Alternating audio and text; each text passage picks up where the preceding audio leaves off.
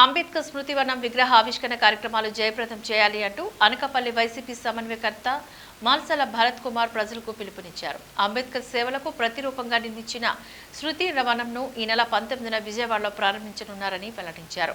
అనకాపల్లి పట్టణంలోని YCP party కార్యాలయంలో ఏర్పాటు చేసిన మీడియా సమావేశంలో పాల్గొని ఆయన మాట్లాడారు. దేశ ప్రజలందరికీ భారత రాజ్యాంగ నిర్మాత డాక్టర్ బిఆర్ అంబేద్కర్ ఆదర్శనీయుడని పేర్కొన్నారు. ప్రజలందరికీ స్ఫూర్తిదాయకంగా నిలిచిన అంబేద్కర్ ఆశయాలను కొనసాగించేలా ముఖ్యమంత్రి ప్రతిష్టాత్మకంగా చేపట్టిన సామాజిక సమతా సంకల్ప కార్యక్రమంలో అందరూ భాగస్వాములు కావాలంటూ విజ్ఞప్తి చేశారు. ఈ కార్యక్రమంలో మండల పార్టీ అధ్యక్షుడు పెద్దిశెట్టి గోవింద్, నూకాంబిక దేవస్థానం చైర్మన్ కొనతాల మురళి, కెఎం నాయుడు, యువజన విభాగపు అధ్యక్షుడు జాజుల రమేష్, జిల్లా మహిళా విభాగపు కార్యదర్శి కొటన పద్మకుమారి తదితరులు ఈ కార్యక్రమంలో పాల్గొన్నారు.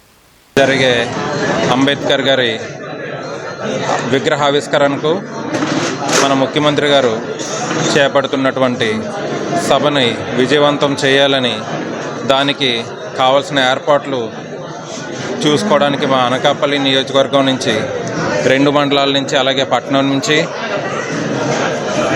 ఈ సచివాలయ పరిధిలో ఏదైతే 7 చొప్పున బస్సులు అది ఏర్పాటు చేయడం జరిగింది. ఆ అరేంజ్మెంట్స్ మా వైసీపీ నాయకులకు, కార్యకర్తలకు వివరించి ప్రతి సచివాలయం నుంచి ఈ 7 ఎస్సీ కార్యకర్తలకు, నాయకులకు లేదా ఎస్సీ ప్రజలకు అంబేద్కర్ ఆవిష్కరణ చూసే అవకాశం ముఖ్యమంత్రి గారు కల్పిస్తున్నారు. కాబట్టి వాళ్ళందరికీ మమ్మల్ని ఏర్పాట్లు చూసుకోవాలని, ఈ జర్నీ ఏదైతే ఉందో అనకాపల్లి నుంచి విజయవాడ వరకు జరిగే ప్రయాణం వాళ్ళందరికీ ఏ విధమైనటువంటి లోటుపాటు లేకుండా చూసుకోవడానికి, ఏ ఇబ్బందులు లేకుండా చూసుకోవాలని ముందే ఏర్పాటు చేసి అందరికీ వివరించమని చెప్పారు.